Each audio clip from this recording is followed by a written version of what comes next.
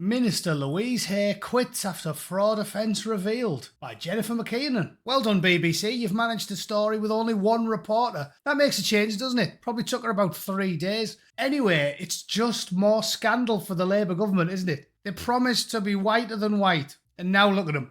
They're the same colour as Compo's bed sheets. There's nothing white about them. It's scandal after scandal after scandal, because, what did I tell you? Socialists are obsessed with money. They're the greediest, tightest people you'll ever meet in your life. Rayner's at it, this one's at it, and here's something else to think about. They're all robbing you. They're all robbing you blind. There's also a BBC scandal today, so I'm going to spoil you and cover them both. But before I start being serious and talking about the stories, in my usually very sombre and serious fashion, has anybody noticed something strange about Louise Haigh? Take a good look at her. Stick a pair of NHS gigs on her, and who do you get? The idea of certain people are inherently more valuable than other people because of superficial physical attributes is part of patriarchy. The idea that men should coddle and provide for women and or purchase their affections in romantic context. Look at that bloke's face there. That's every Labour voter in the country right now. What did we do? What did you do? This government is more crooked than Freddie Mercury's cock was, so let's get into the story, shall we?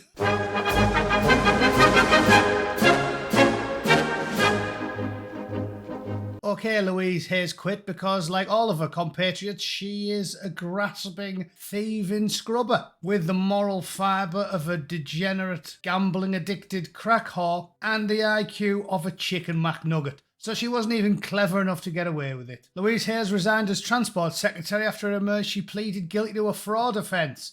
Downing Street has named Justice Minister Haigh Alexander as her replacement, and doubtless, give it 2 weeks, she'll be on the sex offenders register. Love that. Haigh admitted telling police she'd lost her work mobile phone in a mugging, but later found it had not been taken. She was given a conditional discharge by magistrates following the incident which happened before she became MP. You know what the worst thing about all these people is? It's the trifling amounts they're willing to commit fraud for. Me nana always told me, never make a rogue of yourself for somewhat small, son. She was like, yeah, if you get the chance to defraud the post office and take £8.2 million, maybe you would be tempted to do it. But these grasping scrubbers, they've got no moral fibre at all, no character. Delusional lefties will tell themselves when it's only something small. Oh, that proves they're not bad people. I mean, it was only something small. They only lied about getting mugged so they could sell a phone on eBay and make 200 quid. That doesn't make it better. That makes it worse. Maybe you could tempt me into fraud if I was going to get £20 million out of it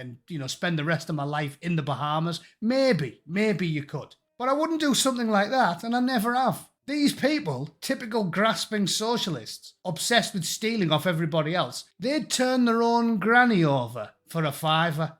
That's the way they are. And this is just more evidence for it. They are weasels.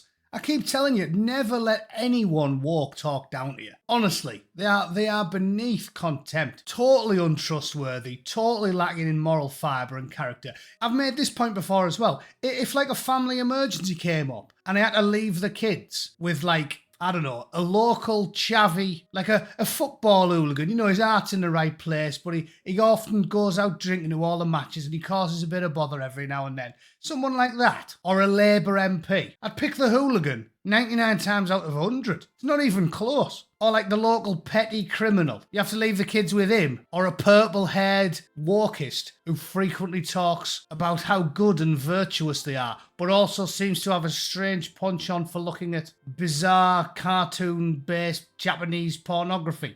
Who would you pick to leave the kids with? Because I know what I'm choosing. Anyway, I'm rambling. Hayes is the first resignation from Starmer's government. Yep, that lasted a long time. And the 37-year-old said her appointment as the youngest ever female remains one of the proudest achievements of my life. What have you got to be proud of? What have you got? You'd push your granny down the stairs if you could do an insurance job, wouldn't you? She'd break her granddad's leg with a sledgehammer if she thought she'd get £2,000 off the council for blaming a pothole for it, wouldn't she? What a weasel. The new Transport Secretary returned to the Commons for a second stint as an MP in July this year, after standing down in 2028. She spent more than 3 years as London's Deputy Mayor for Transport under Sadiq Khan, and also was Deputy Head of Transport for London. Brilliant, brilliant. And what did she stand down for? What skeletons has she got in a closet, eh? I wonder. Also, Transport Secretary under Sadiq Khan, the worst mayor in London history. What's she going to have learnt off him? Other than, like, looking the other way when Moroccans are rogering schoolboys. It's unbelievable. We really are scraping the bottom of the barrel with our public servants these days. It's unbelievable. I wouldn't trust either of them to run a lemonade stand in my front garden. Unbelievable. Haigh issued a statement giving her version of the 2013 incident, which happened when she was working as public policy manager for Aviva. Yep, typical manager. Managerial elite. Never done a proper day's work in her life. Can't manage pulling her own knickers on. Brilliant. Yep, I'm glad she was in charge. She had reported a terrifying mugging in London to police and told them her work mobile phone had been stolen, but found its handset in a drawer at home.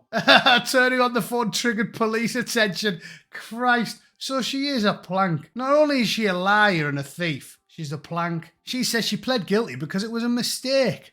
But the Times claims this row relates to more than one mobile phone being stolen or going missing. So basically, she's a jipe. She's a jipe. Absolute scrubber. All fur coat and no knickers, this one. She's the type of woman who'd pinch one of your Cadbury's mini rolls from the work fridge. Just awful. Just awful people. Brilliant. And a replacement to Plank who worked for Sadiq Khan. So, I mean, there's not much more to tell, really. She's bent and she's got no integrity. So she fits in perfectly with the Labour government. Let's cover the other story about the BBC because I love slagging them off. I can't get enough of it. Ever since I watched that Smoggy Queen thing that one of you lot sent me, I've just been sat here with a constant rage boner. I'm sick of them purposely humiliating the northeast of England. They do it on purpose. They did it when they had some roving reporter walking around the streets of Middlesbrough, mocking the way we speak, taunting our accents, some posh boy in a Savile Row suit. Al-Qaeda used to be my enemy when I was working for the state, but at this point, if AQ launched a series of suicide attacks on Broadcasting House while Match of the Day was on, I'd just sit at home laughing.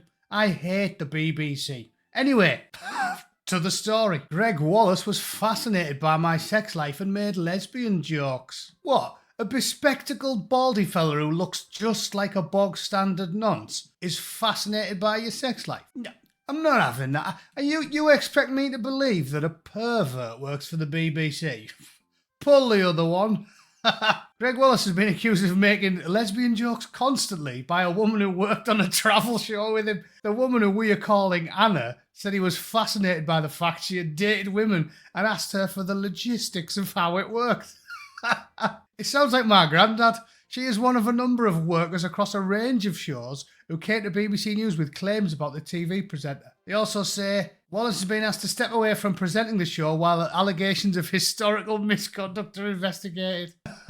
Okay, so as funny as it is, I'll have to hold my hands up because I'm a man of logic and say this sounds like a nothing burger. Despite a desperate desire to see the BBC embroiled in yet another scandal and then hopefully be defunded and then burnt to the ground and then bulldozed and then, tarmacked over and build a car park and pretend the BBC never existed. As much as I want that to happen, this sounds like nothing. So he made some jokes constantly. Ooh, what a prick. Damn you, BBC, for making me defend one of your presenters. But this doesn't sound like a big deal. I can't chastise a man for making jokes, can I? The irony is, they throw blokes like this under the bus for making jokes, but they turned a blind eye to systematic torture and abuse of children for 40 years. And apparently, they're not going to talk about that anymore. The big story of the day is some geggy fella making jokes. You couldn't make it up, could you? Anyway, I'm going to call it there because I've got to go. My missus has booked us a hotel for the night, so I'm not going to be around tomorrow. I'll be live streaming on Sunday instead. Probably about 8 o'clock. I don't want